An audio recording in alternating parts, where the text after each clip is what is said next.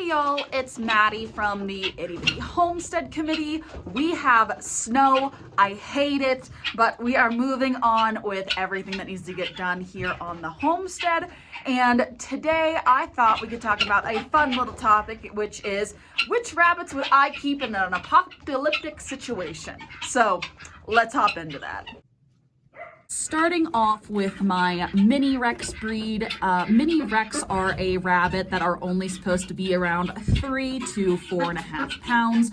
They are very small. For the most part, I would cull out this entire breed in my barn so I wouldn't have to feed them and I could make space. The only two rabbits that I would currently keep are Lulu and Sadie, and that is just because in the next couple of weeks they're expecting litters, and what I would do at that point is I would grow those litters out and I would then butcher out those grow outs to put a little bit of extra meat into our stores. Next is our Champagne d'Argents, and though right now I absolutely love this breed and how sweet some of these rabbits are, when it comes to our success in breeding, we haven't done very well. We have had 2 litters, and out of those 2 litters, we have had 1 successful doe make it to an adult age. So it wouldn't be worth keeping them in a situation where we would have limited food and resources to raise these animals. So we would completely butcher out and get rid of all of our Champagne d'Argents. This will probably be a controversial opinion, but the same is true of our Californian breed.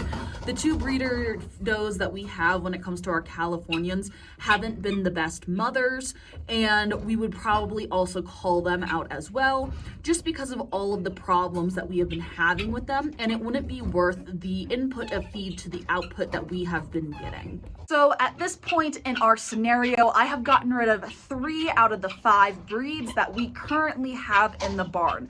So that leaves us with Rex and Silver Fox. So when it comes to those 2 breeds, here is what I would do. Starting out with our Silver Fox lines, I currently have 3 Silver Fox bucks. I would actually be getting rid of 1 of those bucks, and that would be Eduardo. The reason I would get rid of Eduardo is I don't need 3 bucks. I would prefer to keep 2 bucks just in case something happens to 1. But Eduardo is our smallest boned buck here in the barn when it comes to our Silver Foxes.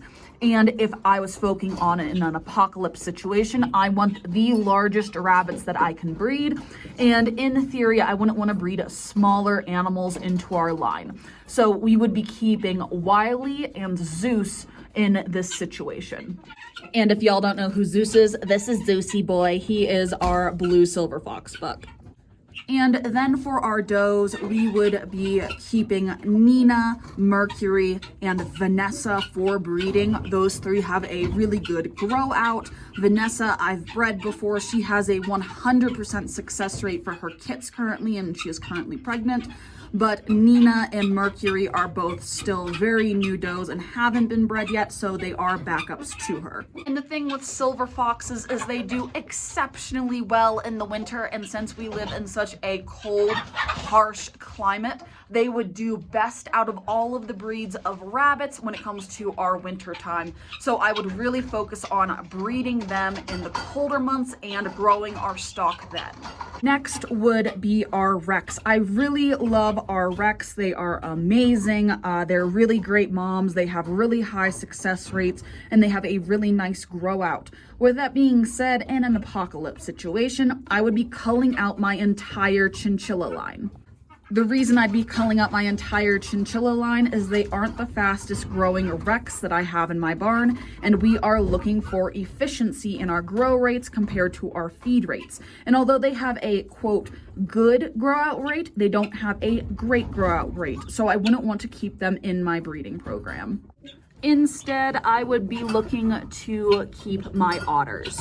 My otters have a great grow out rate. They grow out between 10 and 12 weeks, hitting 5 pounds. And because I would be focusing on those otter lines, I would be keeping my broken black buck, and I would only be keeping one Rex buck because in a situation where we would no longer have ARVA shows, if I would lose my Rex buck, I could breed the Rex and the silver foxes together, but I would, if you know, in theory, everything would get back on track, want to keep the lines as pure as possible, which would also provide me with an outcrossing in the next 5 years should things not go back to normal and I would need different lines to breed together to get different coefficients so that we weren't too heavily inbreeding our lines. So at first, it would be for the reasons of keeping pure lines, and then it would be for the reason of crossbreeding those animals